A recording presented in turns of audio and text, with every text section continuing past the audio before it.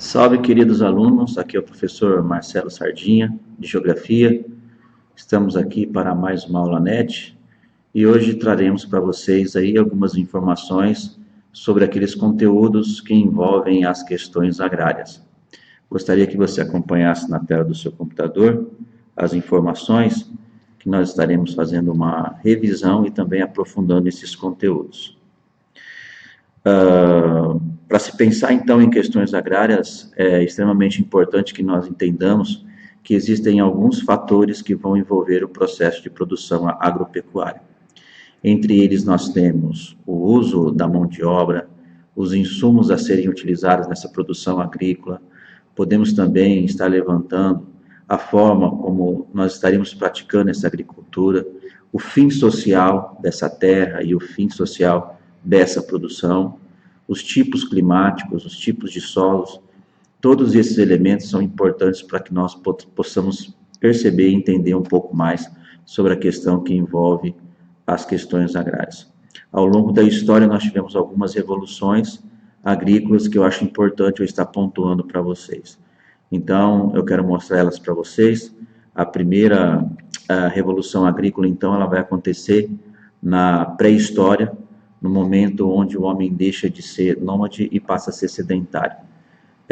Isso acontece na região do Crescente Fértil, ali no norte da África, Oriente Médio, Sul e Sudeste Asiático, nas bacias do rio Nilo, rio Indo e Ganges, e também na bacia do rio Tigre e Eufrates. Então, é um momento em que, através de domesticação de animais e plantas, você deixa de ter um ser humano coletor, caçador e passa a cultivar a sua própria alimentação. Essa é a primeira revolução agrícola. A segunda revolução agrícola vai acontecer com a primeira revolução industrial no século XVIII, por volta de 1740, quando o campo, então, fica subjugado aos interesses do processo industrial. Então, ocorre um grande êxodo rural e, a partir deste momento, paulatinamente, principalmente na Inglaterra, nós vamos tendo uma aplicação de novas técnicas, a utilização de máquinas e equipamentos que faz com que nós tenhamos um aumento da produção. Eu chamei isso de modernização das técnicas agrícolas. A terceira revolução agrícola vai acontecer com a terceira revolução industrial, por volta de 1970, onde ali, então, algumas inovações tecnológicas, principalmente no ramo da biotecnologia, permitem um aumento cada vez maior do que nós chamamos de produção agrícola. Estamos falando dos organismos geneticamente modificados, e podemos estar pensando também aí na questão que envolve os transgênicos, tá? Então, só retomando, a primeira revolução agrícola, ela vai estar associada a essa questão que envolve a pré-história, para a Idade Antiga, o sedentarismo.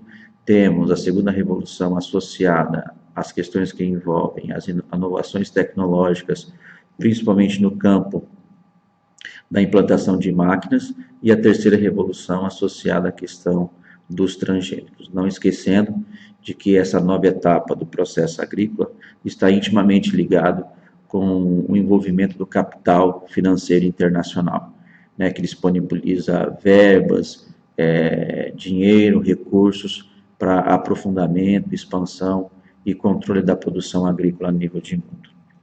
Outra coisa importante que a gente tem que estar atento com relação à agricultura são os modelos agrícolas, mais precisamente os sistemas agrícolas. Quais são eles? Importante nós destacarmos, então, que do ponto de vista agrícola ele pode ser intensivo ou ele pode ser extensivo. Como é que funciona isso? O intensivo, o nome já diz.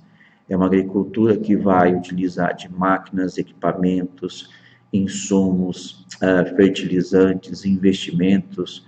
Vai ser uma monocultura, normalmente num grande latifúndio que atende o mercado externo e também a agroindústria interna. É uma agricultura moderna, uma agricultura que nós chamamos de empresarial e alguns chegam a usar o nome de agrobusiness.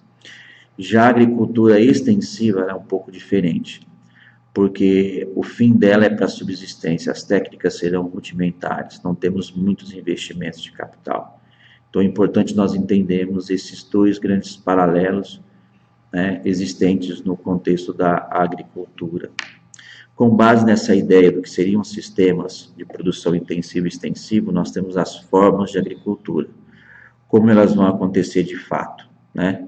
A agricultura ela vai acontecer de uma maneira bem interessante, na medida em que você analisa aqueles fatores de produção. Então, ele vai ser diferente em cada uma das regiões do globo. Peguemos, por exemplo, o sistema tradicional, onde as técnicas são rudimentares, sem o uso de muita tecnologia. O moderno já seria mais intensivo, né? E o alternativo vai se valer aí do não uso de agrotóxicos e insumos. Então é importante a gente estar antenado com relação a isso também, tá? Entre alguns exemplos de agricultura, podemos citar aí, do ponto de vista extensivo, né? Podemos estar citando a agricultura itinerante, né? Ou de roça, também conhecida como subsistência, onde o ser humano vai fazer aquela plantação daquilo que é importante para ele, desmata, usa o solo até empobrecer e acaba indo para outra região. Isso é muito comum, inclusive, no Brasil. Temos também aí como forma de agricultura, a agricultura camponesa, que é aquela que vai ser realizada em pequenas propriedades, voltada para a subsistência, e em alguns momentos ela também pode servir para abastecimento de grandes núcleos urbanos, né? É importante a gente estar salientando que essa é uma forma de agricultura um pouco particular também. Do ponto de vista das formas de agricultura, temos a agricultura de jardinagem, que é praticada no sul e sudeste asiático, normalmente de arroz, é uma forma de agricultura que a gente chama de agricultura manual, né? Ela é muito comum acontecer ali na Índia, na China, onde, através dessa grande quantidade de mão de obra e sementes geneticamente modificadas, você tem um aumento da produção no Sudeste Asiático. Podemos citar também as plantations, que são grandes monoculturas em latifúndios, voltadas para exportação e que usa muita mão de obra. Aqui a gente tem um mix de agricultura intensiva e extensiva. Temos também os sistemas coletivistas, que são agriculturas realizadas em propriedades que você tem, vamos dizer assim, uma grande quantidade de famílias vivendo na mesma área. Isso é comum em Israel, nos moshavs, kibbutzim, foi comum na China, nas comunas populares, na União Soviética, os kolkhozes e sovkhozes se valeram desse processo, e no Brasil, normalmente, os assentamentos do MST têm essa perspectiva. Importante entendermos a agricultura capitalista, o agronegócio, né, ou agricultura empresarial, que vai se valer dessas produções em grande escala, usando muita. Agora nós vamos falar um pouquinho sobre a agricultura orgânica, que é aquela que não vai se valer dos usos de agrotóxicos e outros elementos, né? Com essa última informação de agricultura orgânica, nós vamos passar, então, a fazer alguns exercícios para fixar o conteúdo.